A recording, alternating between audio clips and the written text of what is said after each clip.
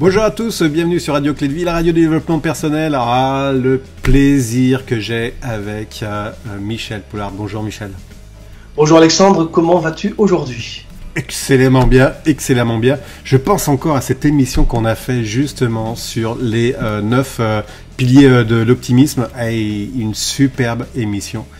Je t'en remercie encore. Tu m'as piégé en fait. Moi, je te prends pour le timekeeper, le responsable. Ah voilà, c'était foutu. Hein.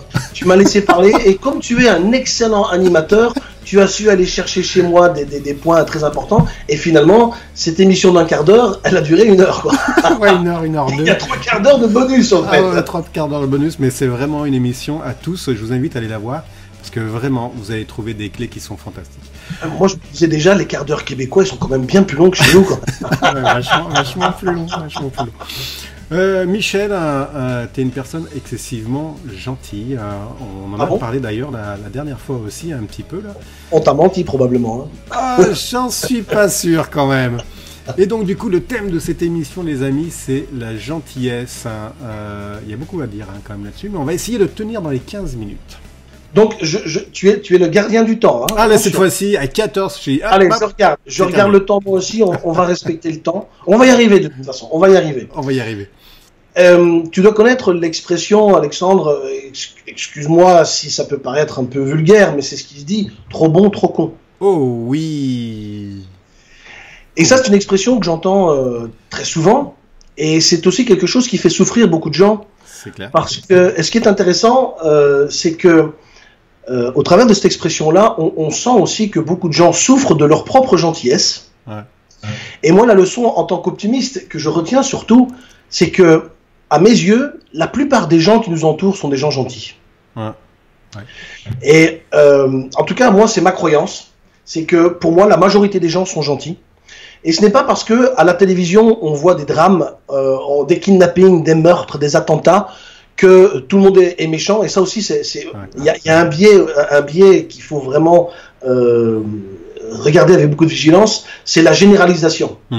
Et c'est que souvent, quand surtout maintenant qu'on vit des périodes où malheureusement les attentats deviennent fréquents, malheureusement c'est une tristesse, mais outre les attentats, ça peut être un kidnapping, ça peut être un meurtre, ça peut être un viol, enfin tous les drames que l'être humain est capable de faire dans toute son horreur, c'est de faire l'erreur de dire punaise, mais dans quel monde de merde on vit?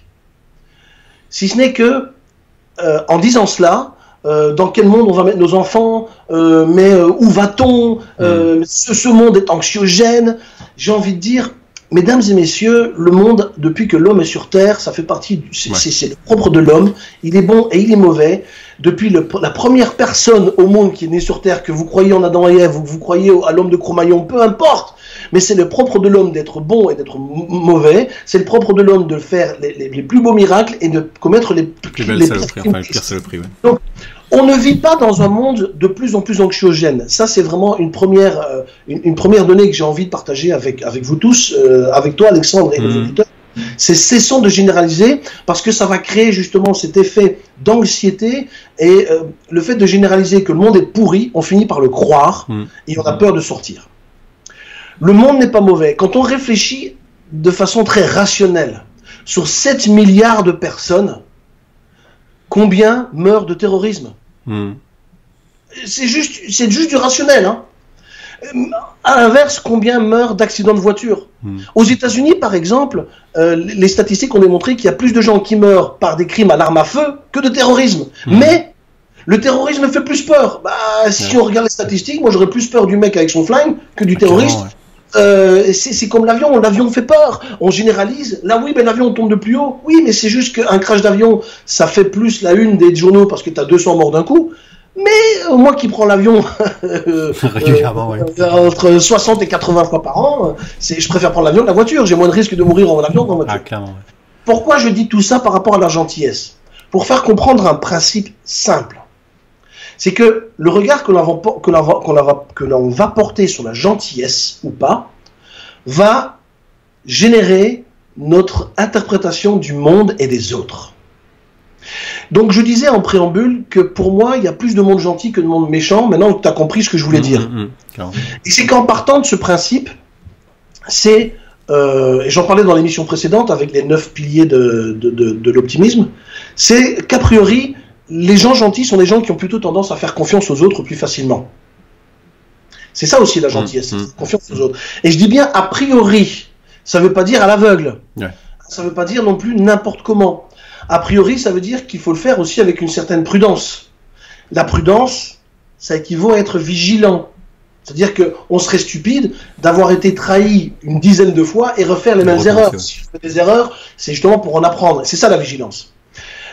Et je veux faire la différence entre la prudence et la méfiance. Et il y a des gens qui se méfient des autres et qui confondent prudence et méfiance. Ouais. Et la méfiance, c'est plutôt négatif, c'est on soupçonne que l'autre va être mauvais. Et là, on n'est plus dans la prudence. Tu vois la différence entre prudence, qui est dans un terme plutôt vigilant, la méfiance, qui est dans un terme plutôt de soupçon. Ouais. Je soupçonne que l'autre va me vouloir du mal. Et on devient un peu parano. Et ça m'empêche de faire confiance, d'être gentil. Du coup, puisque je le soupçonne de me vouloir du mal, j'ai aucun intérêt à être gentil. Donc, en faisant cette petite démonstration, j'espère être clair de montrer que la gentillesse est aussi une question de perception, mais aussi de rapport que l'on a avec l'autre et de regard que l'on porte sur l'autre et sur soi. Ensuite, la gentillesse, on peut se poser la question, pourquoi on est gentil? Et là, on peut se tromper aussi. Il peut y avoir un intérêt. Et c'est que on peut être gentil justement parce qu'on a envie d'être aimé de l'autre. Et là, j'ai envie de dire, là, je me fais l'avocat du diable, hein, on a tous envie d'être aimé. C'est naturel. Hein. Qui d'entre nous qui nous regarde en ce moment, si vous nous regardez, ça m'étonnerait que vous n'aimeriez pas être aimé des autres. On est des êtres humains, et c'est dans notre cerveau, on est tous des êtres sociaux, on veut être aimé. Sauf que, quelle est la raison pour laquelle vous êtes gentil? Quelle est la vraie motivation qui vous pousse à être gentil? Est-ce que c'est vraiment pour partager quelque chose avec les autres, ou c'est pour recevoir quelque chose? Si être gentil, et c'est là où on se trompe, hein, c'est voilà, je suis trop bon, trop con, c'est que souvent les gens qui disent ça, quand on leur parle un peu, quand on fait du coaching avec eux, on se rend compte qu'en fait ils ont été gentils avec l'autre parce que, de façon plus ou moins consciente, je dis même pas inconsciente, plus ou moins consciente, à la limite de l'inconscient, je suis gentil, c'est que on attend au moins de la gratitude, qu'on attend au moins de l'amour, qu'on attend au moins quelque chose en retour, que ce soit petit ou grand. C'est souvent ça le piège de la gentillesse, c'est qu'on attend de l'autre quelque chose en retour.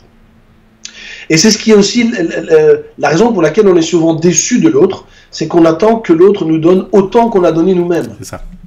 C'est compliqué, hein, être gentil inconditionnellement, hein. C'est très très compliqué. Hein. C'est être capable de dire je te donne mais j'attends rien en retour. Ouais. Et moi j'ai dans mon entourage, j'ai un ami qui me prend pour un fou parce qu'il me dit mais comment tu peux donner sans attendre? Parce que pour lui, c'est pas possible. Parce que c'est tellement clair que s'il donne, c'est pour avoir un retour. Au moins, c'est clair. Ça c'est l'éducation qu'on a eue aussi. Hein. C'est souvent une question d'éducation. Donc, la gentillesse, c'est avant tout savoir se faire un cadeau à soi-même. Punaise, j'aime bien, je disais dans l'émission précédente, que j'adore faire des courses, j'adore faire du shopping, hein, c'est le côté féminin dans moi. Et c'est fou que la gentillesse est quelque chose qui ne coûte rien, et qui fait tellement de bien. Oh oui. La gentillesse d'un sourire, la gentillesse d'un merci. Moi, c'est un truc de dingue. Il m'est arrivé, même pas moi, c'est un truc inconscient. Visiblement, je souris souvent. Voilà. Et il y a des gens qui me sourient en retour, juste parce que je souris. Et parfois, voilà, tu es étonné parce que des gens te sourient en retour et tu te poses la question pourquoi tu me souris en retour. Ouais. Et tu as des gens qui spontanément te disent mais rien, vous êtes juste souriant et je vous souris en retour, ça fait plaisir à voir. Ça peut être aussi simple que ça, la gentillesse. La gentillesse, c'est par exemple voir une grand-mère dans le magasin avoir des difficultés à prendre sa boîte de conserve là-haut, et sans qu'on te le demande, madame, allez, je vais vous aider, et tu l'aides. C'est avoir envie de servir l'autre. Et pour moi, la gentillesse, c'est lié à cette notion de service. Est-ce que tu as envie de servir l'autre, sans vouloir qu'on te serve toi en retour? C'est ça. Et là justement, le cas de la madame là qui va chercher sa boîte, hein, c'est inconditionnel, hein, c'est de la gentillesse inconditionnelle, c'est de l'éducation, c'est du bien-être, hein, et puis on se sent bien par rapport à ça. C'est ça. Alors, pour rebondir sur cette anecdote, parce que j'en ai une en particulier, parce que des boîtes de conserve, j'en ai donné plusieurs, mais je me souviens d'une grand-mère que j'ai aidée, qui était reconnaissante, merci monsieur, c'est gentil, que je recroise en caisse, insulter d'autres personnes parce qu'elle voulait passer devant et était elle-même très désagréable. Et là, tu te dis, je regrette quand même d'avoir été gentil. Mais voilà, il faut pas regretter, mais c'est des choses qui arrivent. Voilà, ça c'est la gentillesse. Voilà. Et ce qu'il y a en plus avec la gentillesse, c'est qu'il y a un côté bienveillant. Et l'avantage de la bienveillance, c'est que ça te permet d'oublier toi-même et ça te permet de sortir de l'ego qui te pousse à être gentil pour l'autre, pour toi-même être aimé en retour. Parce que la bienveillance, c'est ça qui est inconditionnel. La bienveillance, c'est quelque chose que tu donnes, c'est une qualité du cœur. Ouais, ça. Et la bienveillance ne rime pas avec égoïsme ou égocentrisme. Donc si tu te poses la question, pourquoi tu es gentil avec les autres, pose-toi peut-être la question autrement, pourquoi es-tu bienveillant avec l'autre? Juste remplace le mot gentil par bienveillant.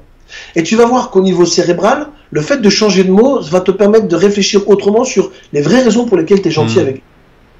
Pourquoi tu es bienveillant avec l'autre? Tu comprends la nuance, Alexandre? Ah, clairement, clairement. Et je reviens sur cette notion d'attente. Quand on est en attente justement du retour de l'autre, on n'a pas de bienveillance, on est juste dans de l'attente. C'est plus du tout la même gentillesse ou la même bienveillance. Exactement, parce que la bienveillance, pour moi, enfin même pas pour moi, c'est quelque chose de gratuit, où tu n'attends pas en retour. Cette même gentillesse, et c'est là où on se trompe souvent, et c'est là où on dit souvent trop bon, trop con, c'est justement parce que nous-mêmes, on se trompe de destinataire. Avec qui on a été gentil. Et surtout, en fait, c'est pas tellement la question avec qui, c'est pourquoi j'ai été gentil. Et elle est là la question à se poser. En fait, c'est pas l'autre qui est méchant avec moi. C'est moi qui me suis trompé dans ma gentillesse. C'est de être capable de se remettre en question, en vraiment à un moment donné, s'arrêter et essayer d'être objectif avec soi-même. C'est, au fond, qu'est-ce que j'attends derrière cette gentillesse? Pourquoi je suis gentil? Et essayer d'apprendre à se connaître soi-même. Là, on sait toujours cette fameuse adage, apprends-toi à connaître toi-même. Voilà, apprends-toi à te connaître et tu comprendras pourquoi tu es gentil. Et ceci ne doit pas te retenir à continuer à être gentil, mais à comprendre le processus de ta gentillesse et surtout à éviter à ce que tu te trompes parce que tu vas te donner, et souvent trop bon, trop con, c'est une réaction, c'est un retour d'un don que tu as fait et que tu voulais recevoir en retour. Parce que si tu es bienveillant et que tu donnes gratuitement, tu ne t'attends pas à ce que l'autre te donne en retour. Et à partir du moment où tu donnes et que tu n'attends pas en retour, tu ne peux plus être déçu de l'autre. Tu ne peux plus être dessus de l'autre. C'est ça. Cette notion vraiment d'attente, quand on n'a plus cette notion d'attente, ça allège énormément de choses. Et dans tous les axes de sa vie. Tu parlais tout à l'heure dans l'autre émission sur le fait que tu donnais ta confiance facilement, justement aux autres. Et que parfois tu pouvais être déçu. En fait, il prenait ta confiance, il la gardait ou il la perdait. Oui, c'est-à-dire que moi je la donne à tout le monde, inconditionnellement. Ouais. Enfin non, pas inconditionnellement, je la donne systématiquement à tout le monde, mais c'est l'autre qui me prouve qu'il est digne de la garder ou de la perdre. La démarche est différente. C'est-à-dire que je n'attends pas de lui qu'il soit digne de ma confiance. Je la lui donne. C'est ça. Et on n'est pas donc là aussi sur cette notion d'attente. Et cette philosophie de vie de mettre de côté cette notion d'attente facilite énormément les choses. Exactement. Posez-vous la question, est-ce que vous êtes capable d'aider quelqu'un, d'être gentil pour quelqu'un que vous ne connaissez pas, que vous ne reverrez jamais? Qu'est-ce que ça vous fait? Eh bien, c'est à peu près avec ce même état d'esprit qu'il faut être gentil avec l'autre. C'est de le donner. Moi, quand j'aide une petite mamie à traverser la route, je n'attends pas quelque chose en retour et je ne la reverrai plus jamais. Donc, ça, c'est vraiment quelque chose qui est très important. Et puis, la gentillesse, les autres on dit souvent que les autres sont méchants. Mais moi, je pars du principe, je le disais tout à l'heure, que les gens sont plus souvent gentils que mauvais. Et c'est souvent nous, l'interprétation que l'on donne à l'autre. Et les gens ne sont pas méchants, fondamentalement méchants. En tout cas, c'est ma perception. C'est la vie selon Michel. Voilà, c'est le titre de l'émission. C'est selon moi, les gens ne sont pas foncièrement méchants, mais les gens peuvent être foncièrement maladroits. Et le fait de voir les choses comme ça change ma perception sur la gentillesse et la méchanceté de l'autre.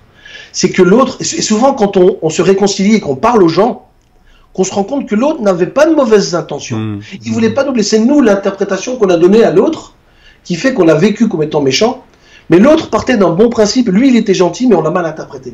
Donc, partez du principe que les autres sont, dans leur méchanceté, peut-être pas si méchants que ça, mais plutôt maladroits. Moi, en tout cas, dans ma vie, ça m'aide à me réconcilier avec les gens méchants, parce que pour moi, ce sont des maladroits. Eh ben, on va terminer sur ça. Et voilà. Vous avez vu le quart d'heure, c'est génial, hein? Ah, fantastique. Michel, merci beaucoup. On se retrouvera pour une prochaine émission qui va être le pardon. Gros sujet. Un sujet qui pique. Ah ouais. T'es sûr qu'on va y arriver en un quart d'heure? Là, j'en suis pas sûr. On va voir à peu près ce qu'on va dire. Parfait. Merci à toi, merci à tous. N'hésitez pas à mettre les pouces bleus là et tout ça, là, partager la vidéo. Voilà, comme ça. Et puis on se retrouve pour une prochaine émission. Merci à toi Michel et merci à tous. Merci à toi. Bye bye.